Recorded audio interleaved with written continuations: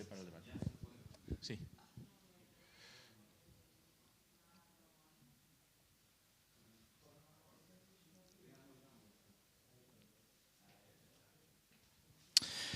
Muy bien, pues volvemos tras este pequeño receso para cambiar de mesa a este encuentro sobre las relaciones Unión Europea-CELAC, crear certidumbre ante los desafíos globales.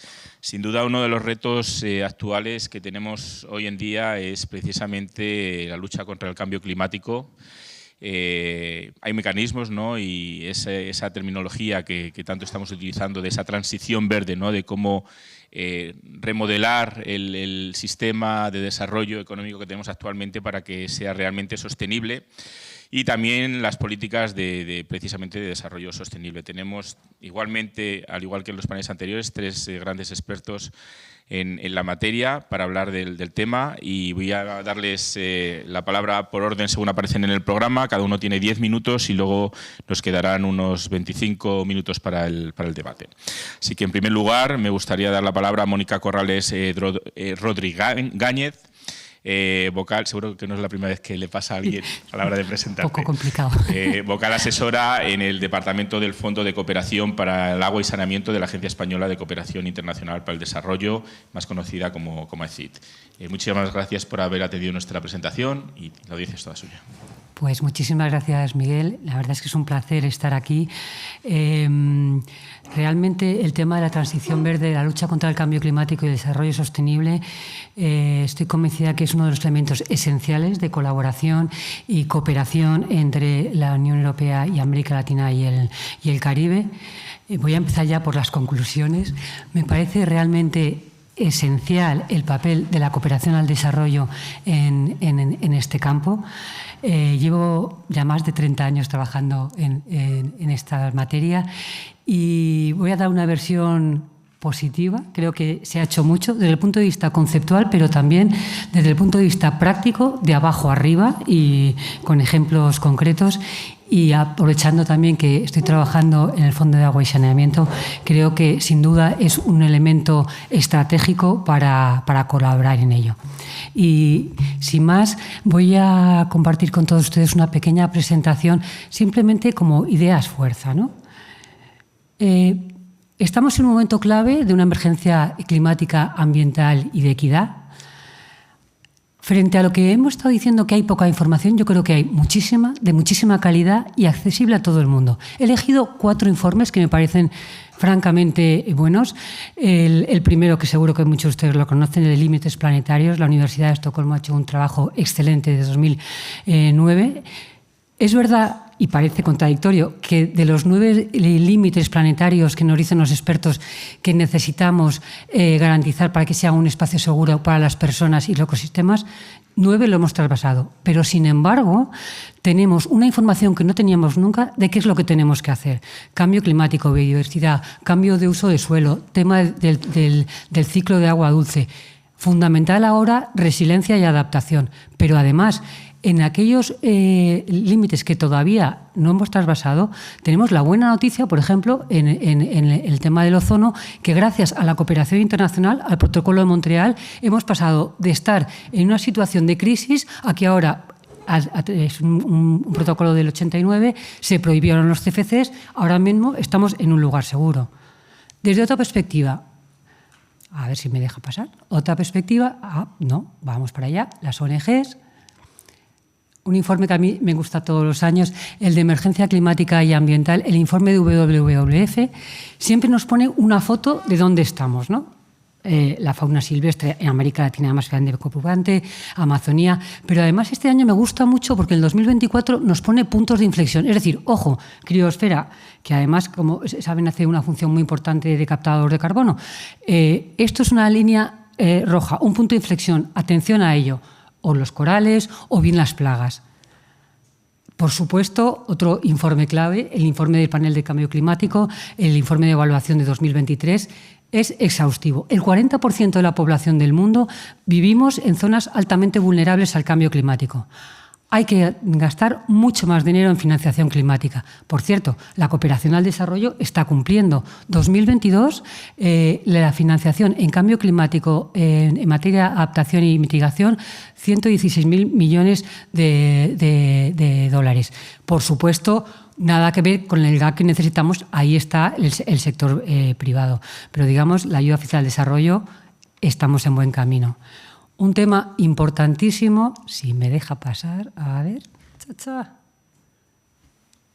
vamos a ver. No, es, ahora, el tema de equidad y cambio climático, el informe sobre desigualdad de 2022, muy claro. El 10% de los más ricos del mundo emitimos el 50% de las emisiones. Tenemos una responsabilidad: qué consumimos, qué comemos, cuánto comemos, en qué vestimos. Y eso lo podemos hacer cada uno de nosotras y de nosotros. Y tenemos una responsabilidad común pero diferenciada, como dicen los convenios de cambio climático, diversidad y de certificación. Estoy aquí luchando con la presentación. A ver si... Ahora, muy rápidamente, ¿cuál ha sido la respuesta internacional? Yo empecé siendo joven cooperante, gracias a la cooperación española, en el Global Environmental Facility, un fondo que, como bien sabe, está el Banco Mundial, el PNUD y el PNUMA. Y en ese momento, estoy hablando hace 30 años, cada uno teníamos nuestra agenda propia. Entonces nosotros éramos desarrollo, los buenos de desarrollo, Banco Mundial, el dinero, y el PNUMA, medio ambiente. Esto ha cambiado radicalmente. Ahora vas a la página web de cualquiera de estas agencias y el discurso es el mismo. No voy a entrar en todo el rollo, pero desde el 1972 se ha avanzado muchísimo.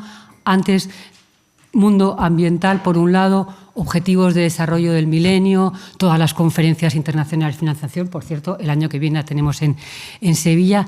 ¿Cuál es el cambio sistémico que hemos tenido a partir del 2015?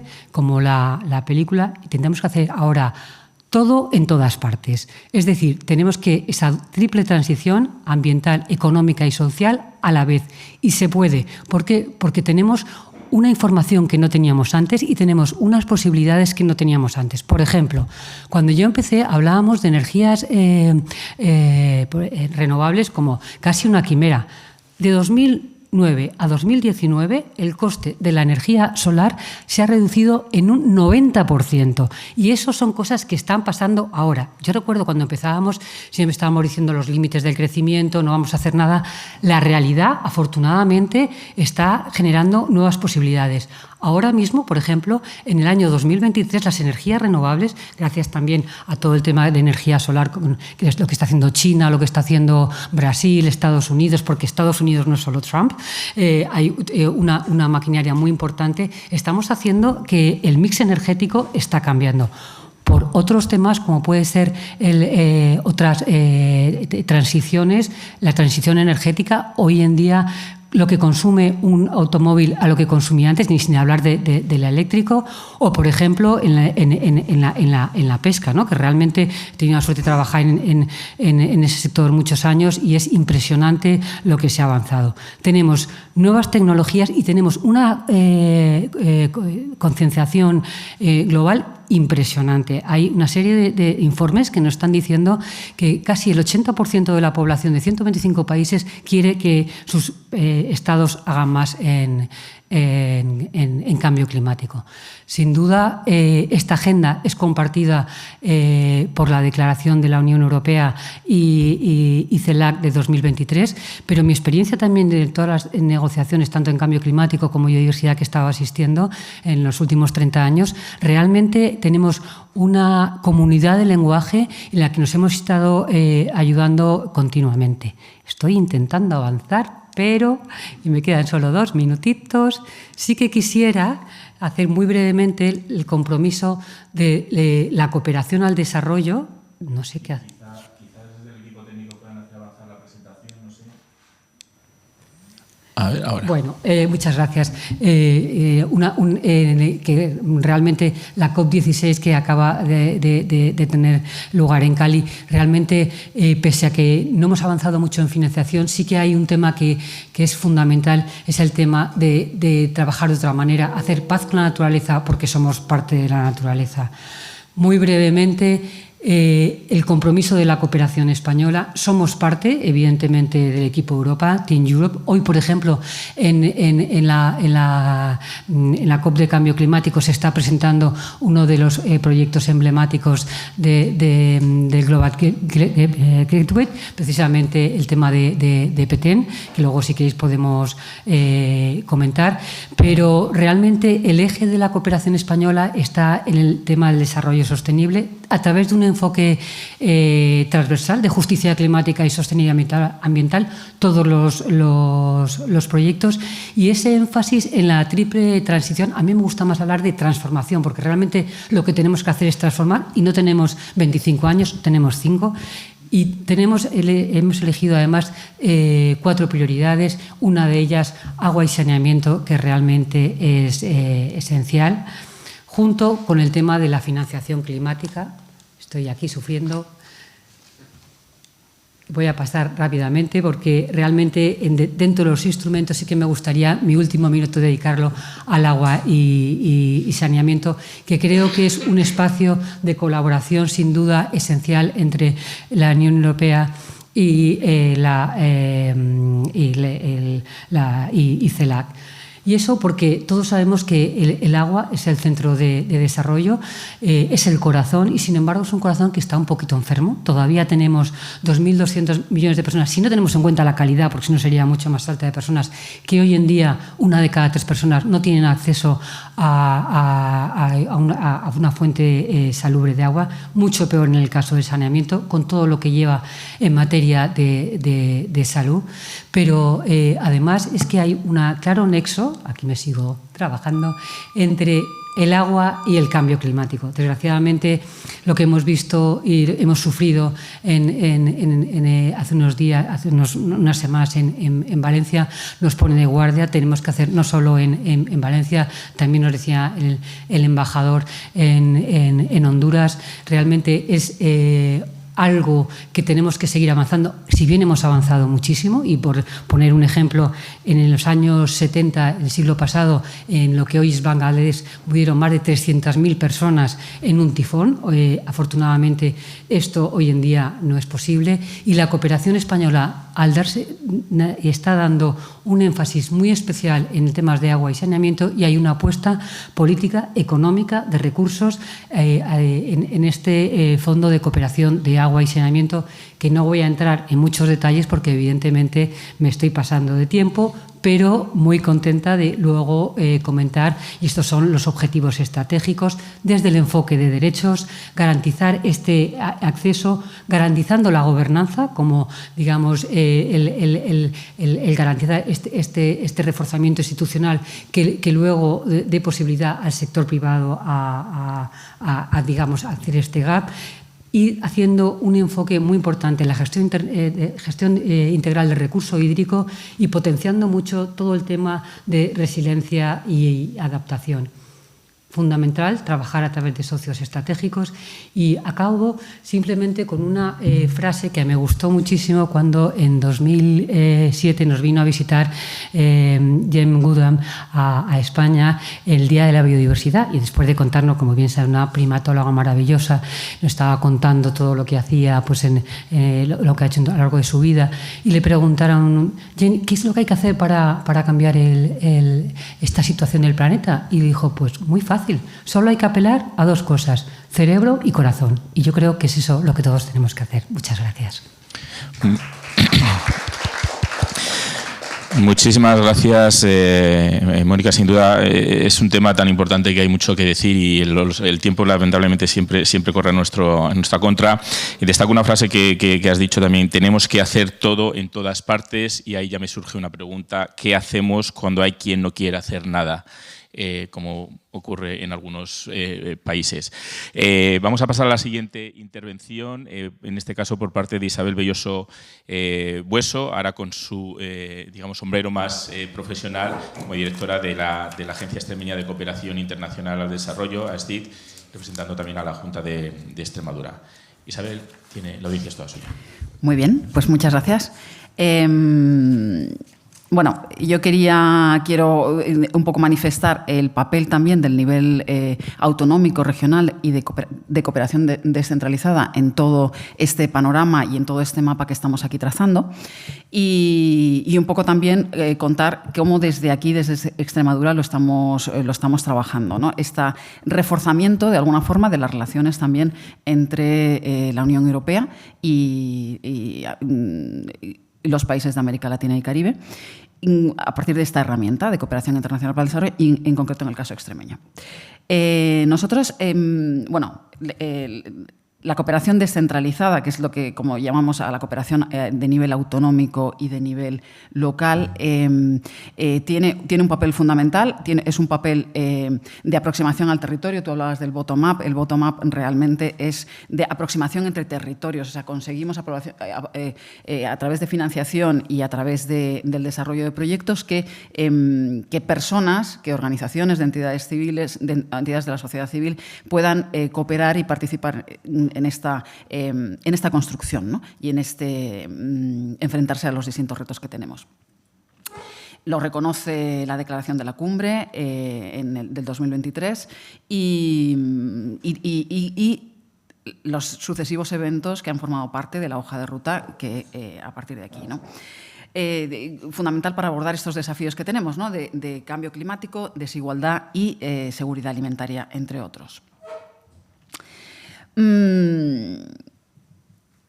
Reforzamos los lazos de seguridad y de solidaridad, perdón, y de respeto mutuo con la solidaridad, pero también tenemos que ser conscientes, y a mí también personalmente me gusta hablar del retorno también de la cooperación internacional. O sea, es también, como decía Miguel Ángel antes, ida y vuelta.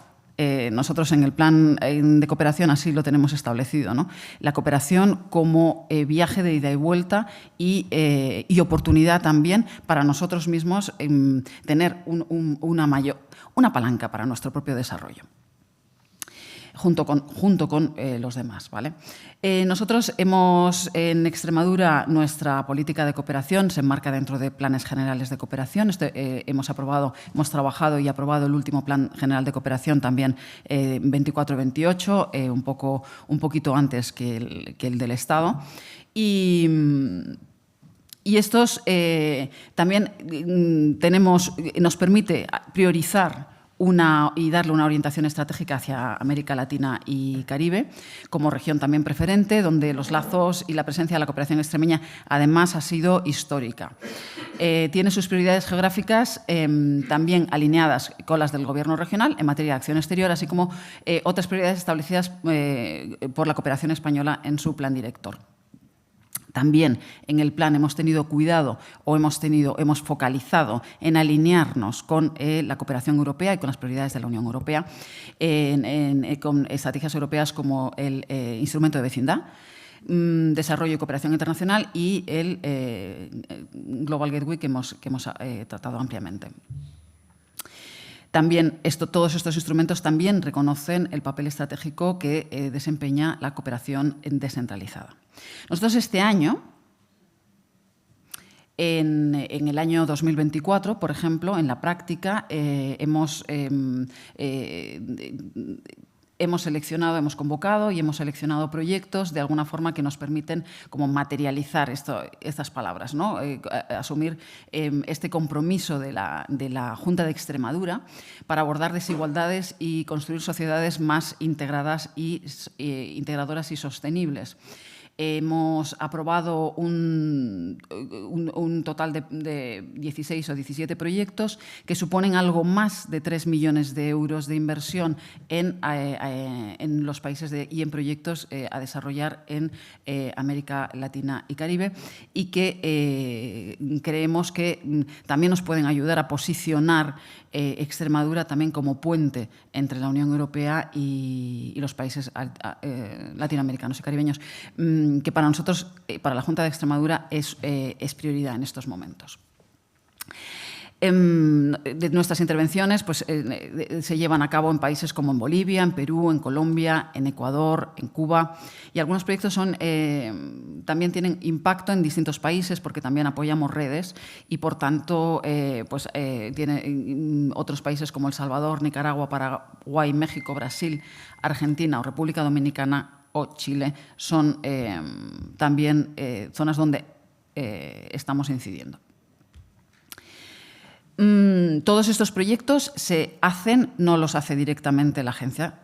Nuestra forma de trabajar es a través de organizaciones que están en Extremadura y que tienen sus lazos y sus relaciones y sus acuerdos de trabajo conjunto con otras similares en estos países de cooperación, y además también otras autoridades locales y regionales que también pedimos para que los proyectos puedan ser sostenibles y puedan ser sostenibles en el tiempo y sostenibles también económicamente, pues necesitemos que estén, ¿no?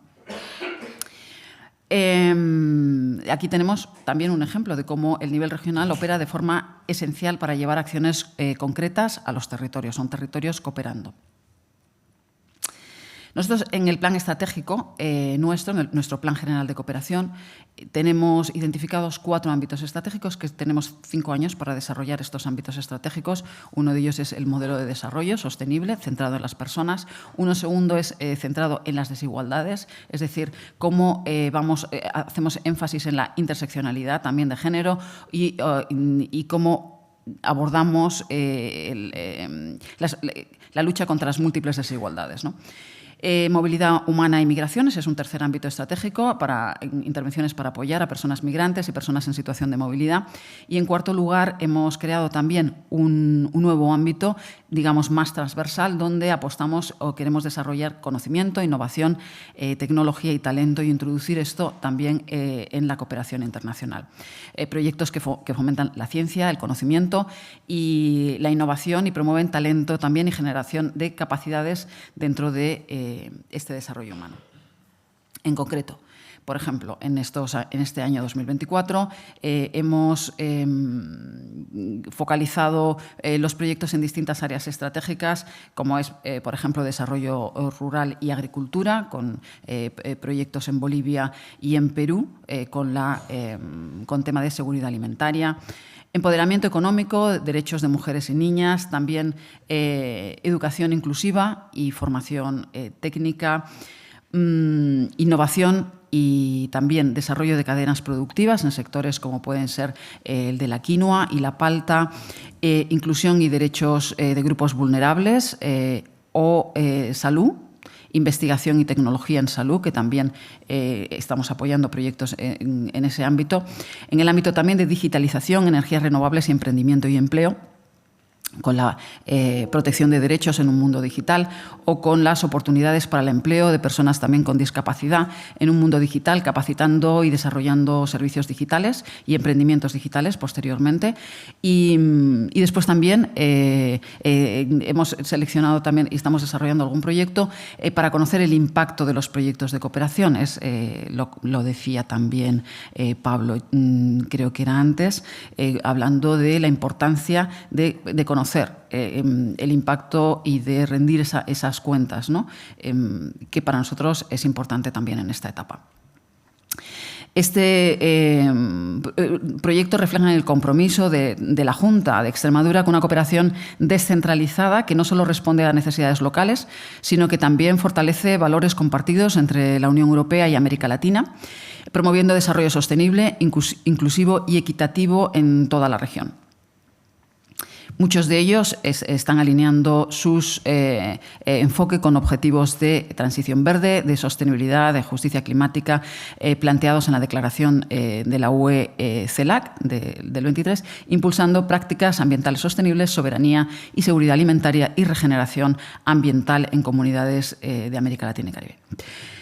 Y también tenemos un compromiso con el multilateralismo a través también de una colaboración que tenemos con varios organismos de Naciones Unidas, del sistema de Naciones Unidas, para tener allí personas que están en prácticas para formación de talento, en prácticas no remuneradas en organismos multilaterales, con lo cual esto de alguna forma también nos acerca a proyectos e instituciones de ONU Mujeres o de UNESCO en Cuba o del PNUD en Panamá o ONU-SIDA en Perú, etc.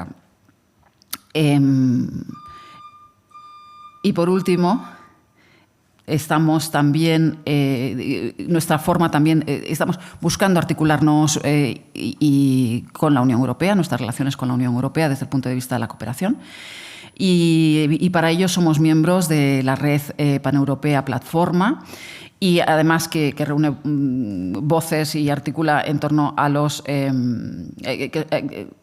mejor dicho, de gobiernos locales y regionales, las voces de gobiernos locales y regionales en torno a todos estos objetivos, ¿no? De alguna forma también buscando nuestra participación y la participación regional y local en los distintos fondos y en las distintas oportunidades, ¿no? Como un Global Gateway, que también estamos ahí buscando, también estamos notando esa falta de, no voy a decir de información, ¿no? Porque muchas veces cuando no hay información es que a lo mejor nos están pidiendo a nosotros que nos los inventemos nosotros los caminos para entrar, ¿no? Así que estamos buscando los caminos también para entrar y para participar en estas herramientas que creemos que desde la cooperación autonómica y local, que es más, que tenemos, ahí también tenemos mucho retorno y mucho que ganar y nos gustaría estar. Bueno, sin otro particular. Muchas gracias. Muy bien. Pues muchísimas gracias, Isabel, por habernos acercado también la importancia de ese trabajo que se hace desde lo local y lo regional, ¿no? En la cooperación y en afrontar estos retos de la transición verde y el desarrollo sostenible o la lucha contra el cambio climático a través de la cooperación al desarrollo, algo que creo también es esencial en el sentido ya no solamente político, instrumental, sino también en el sentido de que acerca a las personas, que es un trabajo de tú a tú, donde la sociedad civil, las diferentes organizaciones trabajan mano a mano con la sociedad civil y con los ciudadanos sobre el territorio. Y ahí la pregunta que se me plantea, porque siempre en cada intervención se me plantea alguna pregunta, y en este caso es, claro, se hace desde Extremadura, el resto de las regiones también tienen sus agencias de cooperación al desarrollo, pero y entiendo que en el caso de España, pues casi todas miran a América Latina, y me pregunto cuál es la reacción o la interacción que pueda haber con otras regiones o con otras entidades locales de Europa que a lo mejor no tienen América Latina en su prioridad. ¿Cómo eso se coordina o cómo estáis trabajando también para no repetir o que el esfuerzo sea lo más expandido posible y no trabajar todo sobre un mismo país o un mismo concepto? No sé si eso está organizado de alguna manera, y creo que sería interesante también exponerlo, darlo a conocer. Veo que nuestro siguiente ponente ya está online, así que aprovechamos para saludarle. Luis Planas Herrera, que viene de la Dirección General de Medio Ambiente de la Comisión Europea, y aunque hizo también lo posible por estar con nosotros. Los compromisos de ayer, que me consta que tuvo en Bruselas, no le han podido permitir viajar, pero bueno, está con nosotros online. Te escuchamos, espero que hayas podido seguir las intervenciones anteriores sin ningún problema, y tienes 10 minutos y luego nos quedarán unos 20-25 minutos para el debate. La audiencia es toda tuya, Luis. Pues muchísimas gracias. No sé si tenéis un poco de eco. Ahora, perfecto. Y no sé si los compañeros me podéis poner la sala, que me estoy viendo a mí mismo, pero bueno, simplemente decir que es un placer estar con vosotros, y ha sido también un placer escuchar a Mónica y a Isabel, pues ver la perspectiva nacional y la perspectiva autonómica, y un poco pues aportar un poco la visión desde Bruselas y desde la perspectiva más europea. Y también agradecer a la Fundación Juste, al Ministerio de Exteriores y a la Junta de Extremadura el haber puesto sobre la mesa este tema, que es fundamental y tan importante en nuestra cooperación con la región.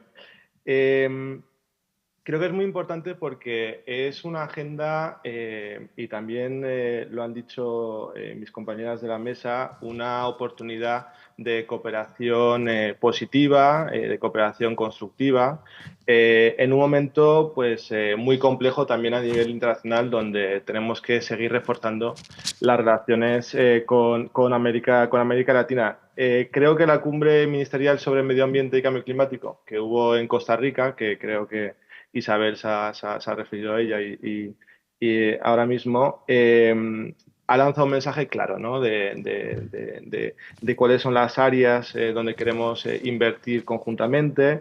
Y hay un gran compromiso por parte de la Unión Europea de seguir invirtiendo. Eh, Se ha mencionado, por ejemplo, y muy relacionado con la pregunta de ahora de coordinación, el tener un enfoque de Team Europe, de Equipo Europa, en la cooperación al desarrollo en América Latina es fundamental. Tenemos un Team Europe sobre transición verde, que lo que permite es asegurar una coordinación y una complementariedad de la acción de la Comisión Europea, pero también de los Estados miembros en los diferentes países de la región, pero también después programas específicos como puede ser Euroclima Plus o Alinvest Verde programas específicos relacionados con otras áreas medioambientales. Eh, También me gustaría resaltar que, digamos, estamos ahora mismo con la cumbre de Bakú, pero desde la Dirección General de Medio Ambiente veo tres áreas clave en la cooperación con América Latina o con CELAC. La primera es el área de biodiversidad y naturaleza. Creo que ha sido Mónica que se ha referido a la reciente cumbre en Cali, la COP16, la COP Biodiversidad. Resaltar que es fundamental que trabajemos no solamente en la crisis del cambio climático, sino que trabajemos en la triple crisis ambiental, que trabajemos también en la crisis de la naturaleza, en la crisis del cambio climático y en la crisis de la contaminación, que solamente con un enfoque, digamos, que pueda abarcar estos retos ambientales, conjuntamente con retos, digamos, de crecimiento económico, de cohesión social, vamos a conseguir eh, eh, solucionar estos problemas. En el área de la biodiversidad, tenemos el marco global para la biodiversidad, que se llama el Global Biodiversity Framework, que es el Acuerdo de Montreal, un acuerdo de París para la naturaleza, donde la Unión Europea y CELAC pues, cooperaron de manera muy activa en llevar a cabo este acuerdo bajo presidencia china. Y donde ahora la cumbre de Cali ha supuesto un momento importante en su puesta en marcha. Resaltar, por ejemplo, bajo presidencia colombiana, que ha sido una magnífica presidencia de esta COP16, decisiones muy importantes como, por ejemplo, la inclusión de pueblos indígenas y de comunidades locales en la toma de decisión la toma de decisiones que tengan que ver con la naturaleza y la biodiversidad. Aseguramos, después de la cumbre de Cali, digamos, una plataforma formal de participación de estos grupos en la toma de decisiones. Otra decisión muy importante ha sido el Fondo de Cali. El Fondo de Cali es una decisión histórica sobre los beneficios del acceso a recursos genéticos, o sea, cómo se genera un fondo que permite que los beneficiarios de recursos genéticos de la biodiversidad, pues por ejemplo, algún tipo de molécula que pueda encontrarse en Brasil, que es utilizado por la cosmética o por la farma, que esas empresas puedan contribuir de manera voluntaria a un fondo que pueda revertir o reinvertirse en esas poblaciones o en esas regiones donde se ha originado ese recurso genético. Nos quedan muchos desafíos por delante porque hay que adoptar un marco de implementación fuerte. Como igual que en Bakú, el tema de la financiación es uno de los temas más complejos, donde como Unión Europea con los Estados miembros queremos asegurar un enfoque que va más allá de la ayuda al desarrollo. No todas las soluciones son nuevos fondos ni nuevos proyectos al desarrollo. Tenemos que movilizar el sector privado, tenemos que movilizar nuevos instrumentos y también hacer que otros donantes internacionales que puedan, pues también aporten a estas soluciones. Desde la Unión Europea nos hemos comprometido a duplicar la ayuda al desarrollo en el área de la biodiversidad y estamos ahora mismo implementando ese compromiso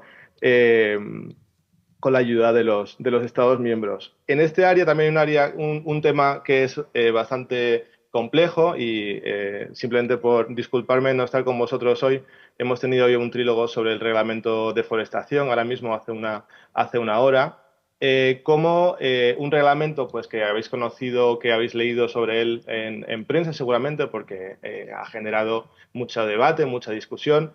También es un reglamento que asegura o promueve una cooperación reforzada con los países productores también de la región de CELAC. O sea, solamente por daros un ejemplo, con Argentina, por ejemplo, estamos desarrollando un sistema de trazabilidad BISEC, que hace que Argentina esté ya lista para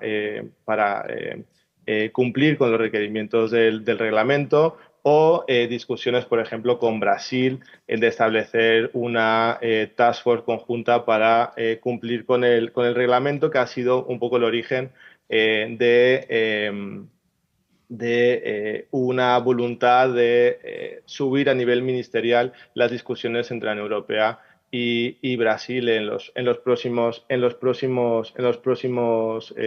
meses. Estamos viendo ya que los países de la región están tomando decisiones y medidas muy ambiciosas en lo que respecta a la lucha contra la deforestación. Estamos viendo en muchos países cómo están reduciéndose los índices de deforestación, lo que es muy positivo, pero tenemos que seguir apoyando a los pequeños, a los productores, en particular a los pequeños productores, para asegurar que pueden beneficiarse de esa mayor transparencia de las cadenas de valor y de esas nuevas oportunidades. Entonces, primer área, biodiversidad. Segundo área que quería mencionar es la economía circular y los plásticos. Otro área muy importante donde hemos desarrollado proyectos a nivel regional. Por ejemplo, tenemos un proyecto del FPI, del Instrumento de Política Exterior de la Unión, sobre plásticos en las Américas, para reforzar la cooperación de lucha contra la contaminación plástica. Hay muchísimo interés de los países de la región de ver cómo podemos compartir mejores prácticas. Como sabéis, en Europa llevamos ya una década transicionando hacia la economía circular, pues con el ecodiseño, con nuevas políticas de reciclaje. Una agenda muy importante para la parte de inversiones, donde la cooperación con el Banco Europeo de Inversiones está siendo importante en la región y donde el Global Gateway también va a jugar un rol muy importante. Ahora mismo empieza en Busan esta semana las discusiones sobre el Tratado Internacional contra la Contaminación Plástica. Esperamos que sea la última sesión, pero donde algunos países también de la región están siendo muy activos, notablemente Ecuador, que está jugando un rol importante de mediación dentro de las negociaciones. Y para acabar, la tercera área que quería mencionar es el agua, que creo que también la ha mencionado antes Mónica. Muy importante la cooperación sobre el agua. La crisis global sobre el agua está, empeorando, como estamos viendo también en Europa, desgraciadamente, con los hechos recientes. Y si no hay una cooperación reforzada a nivel multilateral, pero después también a nivel regional, no vamos a poder solucionarlo. Tuvimos la cumbre de Naciones Unidas sobre el agua el año pasado en Nueva York.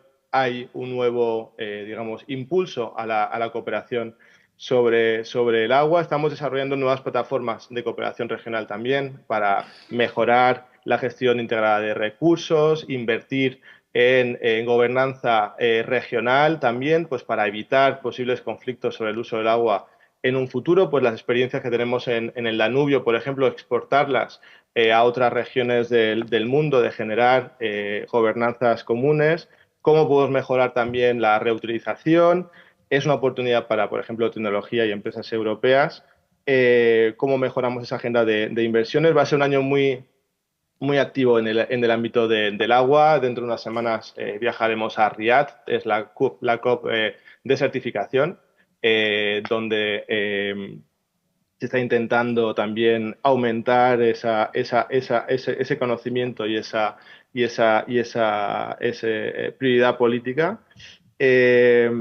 Y bueno, y después seguirán una serie de reuniones con una nueva cumbre de Naciones Unidas sobre el agua en el 26, que preside Emiratos y Senegal, donde pues una vez más va a ser digamos, una oportunidad de mejora y reforzamiento de la cooperación también en este ámbito. Entonces, solamente me voy a quedar aquí, pues si después creo que he abierto a muchos elementos, solamente recalcar que, digamos, es un poco trabajo en curso. Estamos viendo también, identificando cuáles son las áreas, porque también es importante que seamos concretos en la acción, porque obviamente el ámbito de actuación es muy amplio, los retos son muy, muy grandes, pero es importante ir avanzando de forma concreta.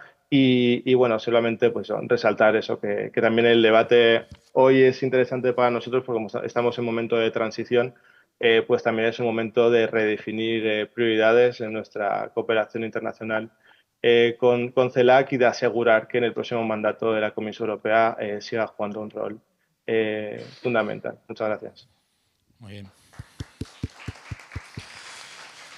Muchísimas gracias, Luis. Somos conscientes de que 10 minutos no es suficiente, pero son tantos los temas que tenemos sobre la mesa hoy y mañana que teníamos que organizarlo de alguna manera, pero creo que habéis sabido los tres ponentes recoger la esencia, ¿no?, que es lo importante de los temas que estamos discutiendo. En tu caso nos has ilustrado perfectamente sobre esas políticas que tenéis en el caso del marco global para la diversidad, los temas de deforestación, la importancia de la economía circular, y has vuelto a la ponencia inicial, ¿no?, dándole la importancia al tema de la gestión del agua. Recuerdo, y me vais a permitir la licencia, en una de los encuentros que organizamos sobre el futuro de Europa, con miembros de la Academia de Yuste y con antiguos premiados del Premio Europeo Carlos V, uno de los premiados con el Premio Europeo Carlos V, recuerdo que en esos retos hace 20 años sobre el futuro de Europa decía: las guerras del futuro se van a librar por el agua. Estamos a 5 años, esperemos que lleguemos en esos 5 años que decís de margen, ¿no?, que tenemos todavía para maniobrar, que no lleguemos a esa dimensión, aunque ya sabemos que hay conflictos a causa del agua. No me voy a centrar en lo que habéis dicho, porque creo que todo es muy importante, ya he dejado caer algunas dudas antes. Me centraría en un tema que nos ha tocado, que creo también fundamental en esta lucha contra el cambio climático, y es precisamente cómo luchamos sabiendo que es un tema fundamental hoy en día y que, bueno, los que estamos aquí pues lo defendemos, cómo luchamos contra ese movimiento nuevo que hay en contra de la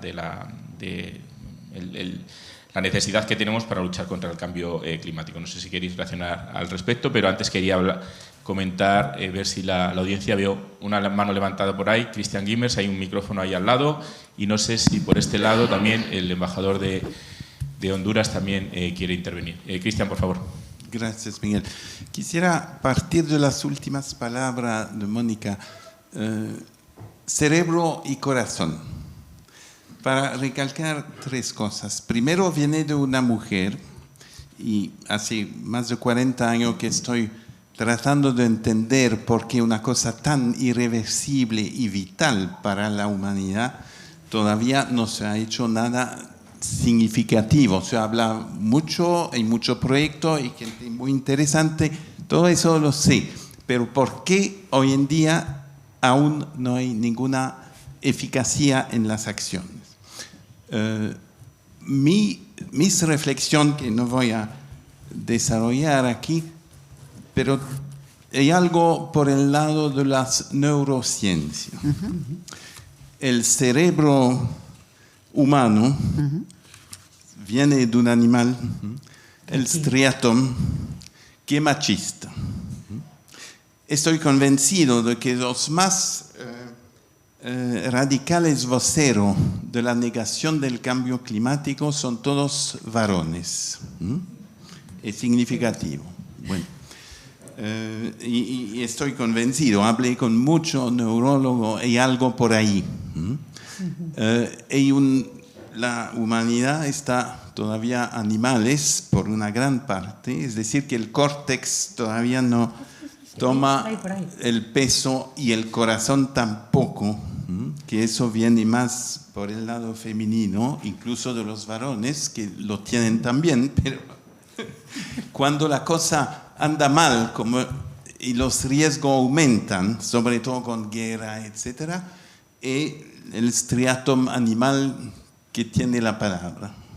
Y el resultado lo ve con Trump y otros locos que nos dirigen. Bueno, otra observación, lo que tú dijiste de la lucha exitosa contra el problema de la capa de ozono. Funcionó muy bien, es un buen ejemplo de cooperación internacional, uno de los pocos casos exitosos de cooperación internacional. Pero ahí sí que los varones estaban tocados directamente, porque la capa de ozono amenazaba directamente el presente. No es el caso todavía con el cambio climático. Y unos que me dijeron, ¿por qué yo tendría que preocuparme de la generación que sigue en Estados Unidos? Esta generación no ha hecho nada para mí. Increíble. Eso viene del lado de Trump. Y no se imaginan ya que es la generación de hoy que lo va a vivir. Mi imagen de Miguel que va a apagar la luz no es una broma. En serio, no nos queda tanto tiempo. Tú hablas de 5 años, concuerdo. Si en los 5 años no hay medidas radicales, por ejemplo, aumento tremendo de los precios de los combustibles fósiles, y medida en contra, por ejemplo, de la alimentación de carne, porque emitan metano, que 50 veces más grave para el recalentamiento, etc. No voy a desarrollar más, pero hay una dimensión de género, hay una dimensión monetaria, ya lo hemos indicado, y se necesita cerebro y corazón, cerebro para analizar dónde están los obstáculos. Y, repito, hay un monetario, hay uno en el cerebro y hay uno en la democracia que desgraciadamente así funciona. Es la famosa paradoja de los horizontes, es que una democracia es incapaz de elegir el futuro, sino el corto plazo. No digo que el benevolente dictador no existe, no estoy en contra de la democracia, pero su falla es la incapacidad de incorporar a 20 años. Gracias. Muchísimas gracias, embajador. No sé si había un micro por ahí en la mesa. Sí. Gracias. Sí, yo brevemente quisiera en nombre de CELAC agradecerle a la Comisión Europea y al Parlamento Europeo por haber aprobado haber postergado la implementación del reglamento contra la deforestación y haber postergado el inicio de esa implementación para enero de 2026 para las grandes empresas y julio de 2026 para las pequeñas empresas.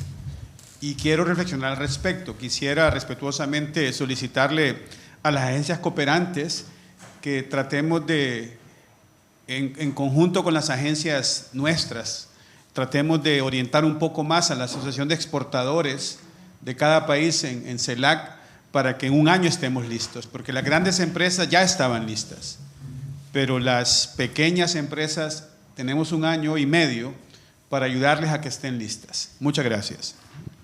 Muchísimas gracias, embajador. Pues dejo a los panelistas que puedan responder a las diferentes preguntas planteadas. Quizás lo hacemos en orden. Mónica, por favor. Pues muchas gracias. Bueno, en primer lugar, me ha gustado mucho la reflexión de Cristian, porque además tenía también que compartir con vosotros un libro que a mí me llamó mucho la atención, de Coleman, ¿sabéis?, de inteligencia emocional. Hizo un libro específico sobre la inteligencia ecológica, ¿no? Entonces explica por qué, si el cambio climático es tan inminente, ¿por qué no hacemos algo? Porque tenemos, lo que bien nos estabas explicando, el cerebro de reptil, que es el que nos levantamos por la mañana y lo primero que hacemos es la supervivencia. Y, sin embargo, hay algunos pueblos, que son los pueblos indígenas, que están mucho más conectados con la naturaleza, que son capaces, como al estar más conectados, de tener, por ejemplo, que son capaces de activar otra parte del córtex, que tampoco es un experto en esto, y saben, de repente va a pasar algo y se mete en tierra adentro antes de que pase el huracán o algo. Quiere decir que hay una desconexión entre el ser humano y lo que somos nosotros, que es pura naturaleza. Hay un tema neurológico, y es que estamos todavía con la manera de actuar masculina, que no significa hombre, sino el lado masculino y femenino que tenemos todos es de defensa. Entonces nos defendemos y estamos ante eso, cuando ahora mismo estamos en un mundo distinto. Ya no hay mamuts, ahora tenemos que trabajar de otra manera, una inteligencia colectiva de otra manera que no sabemos, pero lo que sabemos es que, y me gustaba mucho esto que decías, lo que no funciona y no está funcionando, dejemos de hacerlo. Y reconozcamos que no sabemos hacerlo, pues vamos a ver cómo hacemos.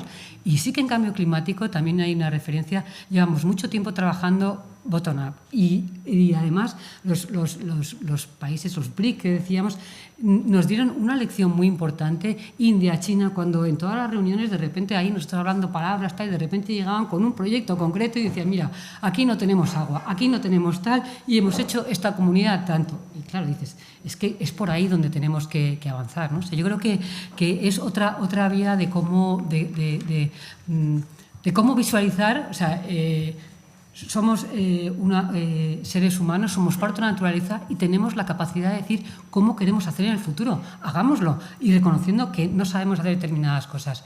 Y en cuanto al negacionismo, lo he oído siempre. Yo recuerdo que las primeras convenciones, cuando estábamos con el tema del protocolo de Kioto y demás, incluso aunque había una administración en ese momento americana a favor, llegó al Congreso y no se lo aprobó y no pudieron ser parte del protocolo de Kioto, pese a algo, pese a premio Nobel, porque es así, vamos, esa es parte, y si somos una sociedad democrática, quien considere que ponga sus argumentos, lo negociamos. Y yo creo que ahora tenemos una situación privilegiada en la capacidad de información que tenemos. Pones ChatGPT y tienes una cantidad inmensa, pero tenemos por intentar hacer de una manera también más positiva, como por ejemplo el Good.co, que solo tienes cosas positivas relacionadas con el tema del medio ambiente. Y yo creo que nuestro cerebro necesita eso. No podemos estar todo el día con el miedo. Bueno, para aquí porque si no... No, es un buen mensaje, porque también el tema de la sensibilización, la comunicación, creemos que es fundamental en este aspecto, sobre todo porque parece que muchas veces los negacionistas, como siempre pasa, en lo malo nos ganan la batalla, ¿no? Como dicen, los malos nunca duermen, y nosotros necesitamos ese reposo muchas veces que hace que nos ganen esa iniciativa. Sí, Miguel Ángel. Por favor, Isabel. Y eso, vamos, bueno, porque yo también tenía aquí apuntado miedo. Aquí miedo, falta de confianza, miedo, o sea, ya ha surgido a lo largo de esto, ¿no? Entonces, a lo largo de esta jornada, la palabra miedo como emoción. Y es que, claro, la envergadura del problema es de tal magnitud que dices, bueno, yo creo que no puedo hacer nada, como ciudadano individual, creo que no puedo hacer nada, así que no es que lo niegue, es que lo aparco directamente, ¿no? Entonces, bueno, darles espacio en el debate a emociones creo que es súper importante, ¿sabes? No, porque no todo es racional, no todo va de la mano de soluciones racionales, ¿no? Por esta parte. Y luego tú me habías hecho una pregunta. Sí, no sé si corresponde ahora. Sí, me habías hecho la pregunta de cómo nos coordinábamos, porque como cooperación descentralizada somos 17 comunidades autónomas, casi, bueno, menos algunas, casi todas tenemos alguna actividad en cooperación. internacional para el desarrollo. Tenemos dentro del ámbito nacional, tenemos una comisión interterritorial que ahora se ha convertido en comisión intersectorial y donde tenemos ese espacio nosotros en España para entendernos y, bueno, y sobre todo que desencadena otros procesos. La comisión interterritorial, pues lo que es como un ecosistema que nos permite, o pone en marcha un ecosistema que nos permite relacionarnos y que nos permite tener horizontes y tal, y decir, bueno, pues vamos a ir trabajando eso. Por el momento sí que tenemos como áreas de especialización, las distintas comunidades autónomas tienen distintas áreas de especialización, pero no tanto geográfica. Además, ten en cuenta que una aproximación bottom-up es, o sea, tenemos que ver qué es lo que está emergiendo. No es tanto como nosotros pensar qué es lo que tenemos que hacer desde otros sitios y en instancias europeas o en cualquier otra instancia y trasladarlo al territorio, ¿no? No obstante, también estamos dentro del marco del Consejo de Municipios y Regiones Europeo, del Consejo Europeo, en una plataforma, donde ahí coincidimos todas las cooperaciones autonómicas y regionales europeas. También te tengo que decir que tiene mucho que ver con la política exterior de cada uno de los países. La cooperación internacional no va por su cuenta nunca. Y después también con la política interior, con el grado de descentralización. La cooperación belga o la cooperación alemana son cooperaciones descentralizadas potentes y otros pues no tienen tanto, ¿vale? No tienen el mismo nivel. Muchísimas gracias. Creo que es importante también, sobre todo para todas aquellas personas que nos están siguiendo que quizás no conozcan muy bien cómo funciona la cooperación.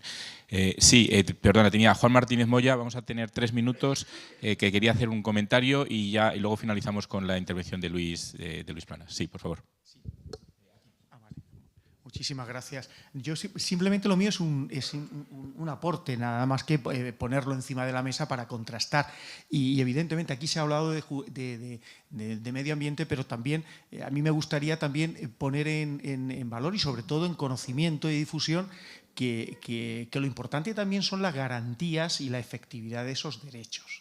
Es decir, y por ejemplo, en el ámbito de lo que yo hablaré pues en la siguiente ponencia, en el ámbito de la Cumbre Judicial Iberoamericana, año 2014, en el seno de la 17ª edición, se creó la Justicia Medioambiental.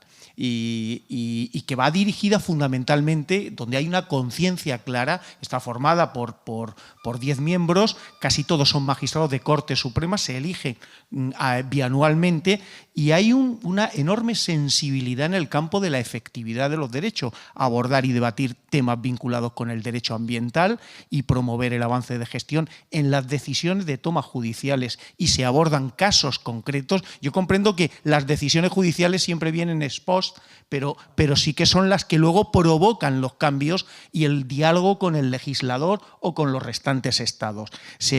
Nosotros tenemos establecido en el ámbito iberoamericano cursos de capacitación medioambiental para que exista esa sensibilidad. Al final hay una tendencia también hacia la especialización de órganos judiciales que no en todos los lugares llega porque depende también de la propia distribución de las cargas de trabajo y ahí existe un portal de justicia medioambiental, que es verdad en el ámbito de lo judicial, y se lleva a cabo pues, colaboraciones con instituciones medioambientales internacionales. Pero fundamentalmente es un trabajo muy continuado, muy regular y que va orientado precisamente primero a la toma de conciencia, a la capacitación de quienes son los operadores jurídicos en el ámbito del Poder Judicial y en un alineamiento claro de la necesidad de que cuenten con una verdadera sensibilidad de lo que implican los temas que aquí se han tratado. Nada más.